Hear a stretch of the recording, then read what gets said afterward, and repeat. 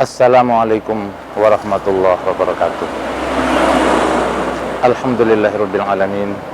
Wassalatu wassalamu ala asyrafil anbiya'i wal mursalin sayyidina Maulana Muhammadin wa ala alihi wa ashabihi ajmain. Amma ba'du. Para pemirsa TVRI Nusa Tenggara Timur yang berbahagia, khususnya kaum muslimin dan muslimat di Nusa Tenggara Timur di mana saja berada, dan lebih khusus lagi as-shaimin was-shaimat rahimakumullah. Alhamdulillah, kita naikkan puji dan syukur kehadirat Allah Subhanahu wa taala yang telah memberikan kekuatan dan kemampuan kepada kita sekalian menjalankan perintahnya, yakni beribadah puasa di bulan Ramadan. Mudah-mudahan ibadah kita di bulan suci Ramadan ini, di saat kita menjalankan ibadah puasa ini di tengah-tengah pandemi COVID-19 yang tentu suasananya berbeda dengan puasa-puasa kita di waktu yang lalu. Mudah-mudahan diberi ganjaran yang berlipat ganda oleh Allah Subhanahu wa taala. Ibadah puasa kita diterima oleh Allah dan dibalas dengan pahala yang berlipat ganda. Amin ya rabbal alamin.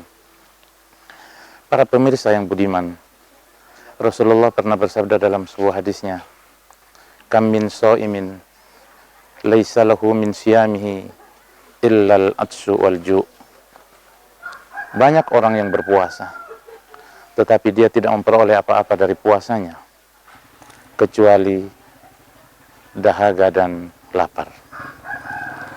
Oleh karenanya, saya ingin mengajak pada kita semua untuk merenungkan sebuah pemikiran dari Imam Al-Ghazali yang mencoba membagi puasa dalam 3 tingkatan.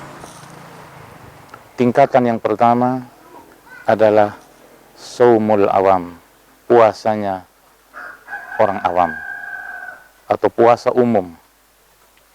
Puasa yang kedua adalah saumul khawas, puasa khusus. Dan puasa yang ketiga, tingkatan yang ketiga adalah saumu khawasil khawas, puasa yang paling khusus, paling spesial.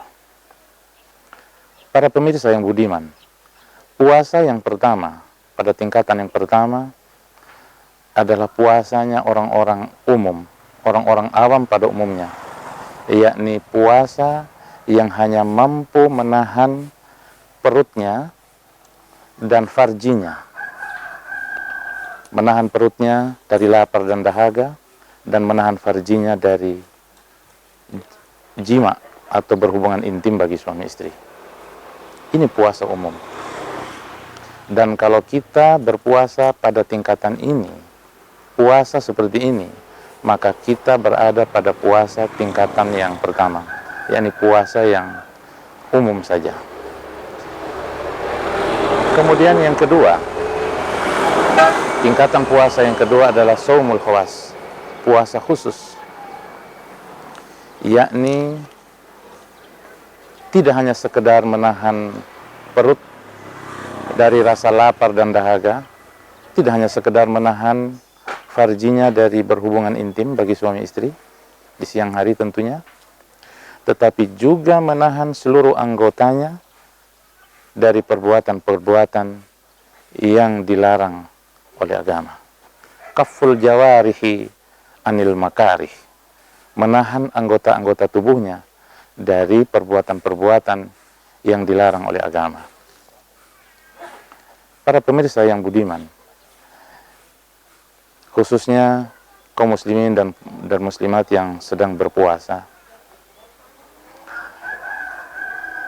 mari kita coba untuk berusaha meningkatkan puasa kita, tidak hanya sekedar puasa umum, tetapi juga meningkat pada puasa pada tingkatan yang kedua, yakni kita mampu menahan seluruh anggota tubuh kita dari hal-hal yang dilarang oleh Allah.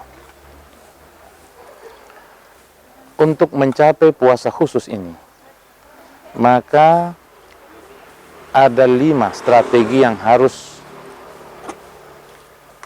dijaga dan diwaspadai oleh orang-orang yang berpuasa.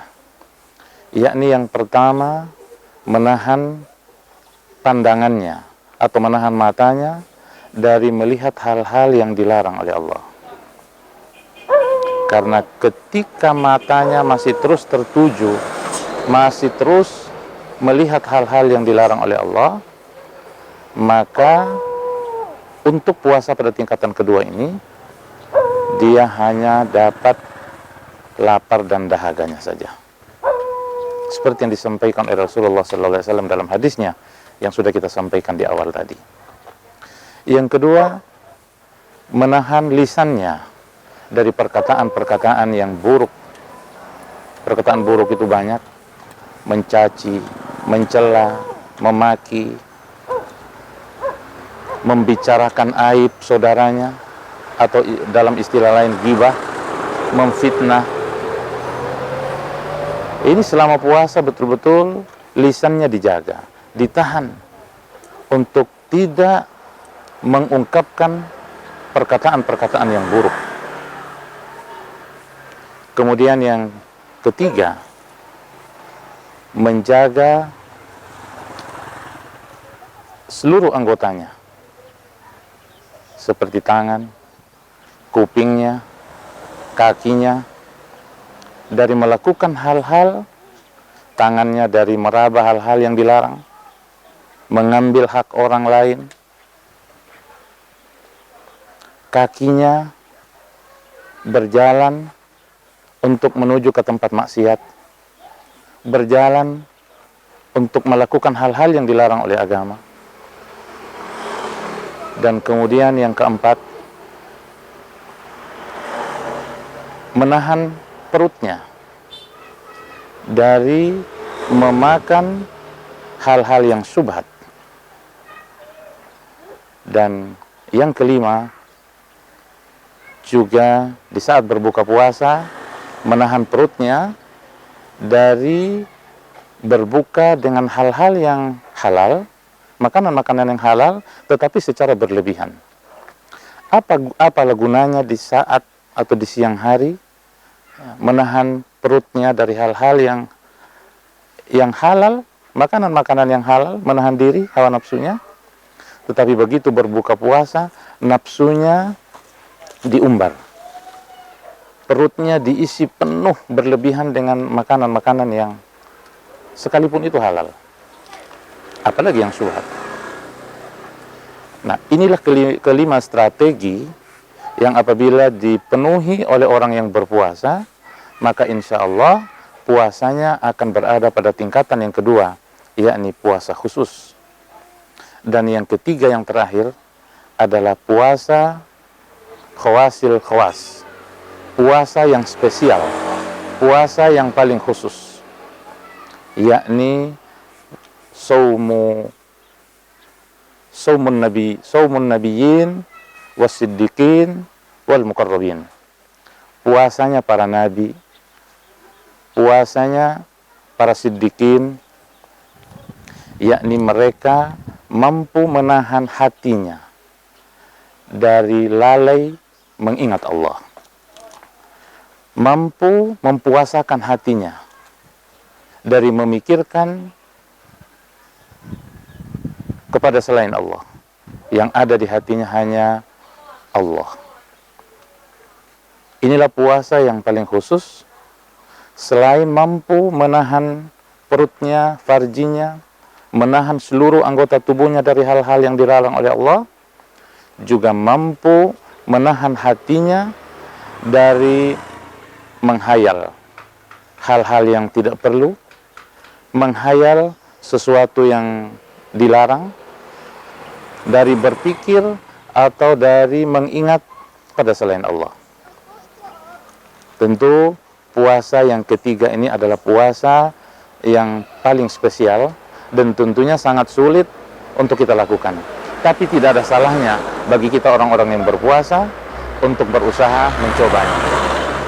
Toh kalau kita belum bisa untuk mencoba sampai pada tingkatan yang ketiga, paling tidak kita berusaha untuk mencoba puasa kita berada pada tingkatan yang kedua, yakni puasa khusus, yakni puasanya orang-orang yang soleh, shaumus sholihin, puasanya orang-orang yang soleh, yang tidak hanya sekedar menahan perutnya dan farjinya dari hal-hal yang membatalkan puasa, tetapi juga telah melakukan hakikatnya puasa itu sendiri, tidak membatalkan pahalanya puasa.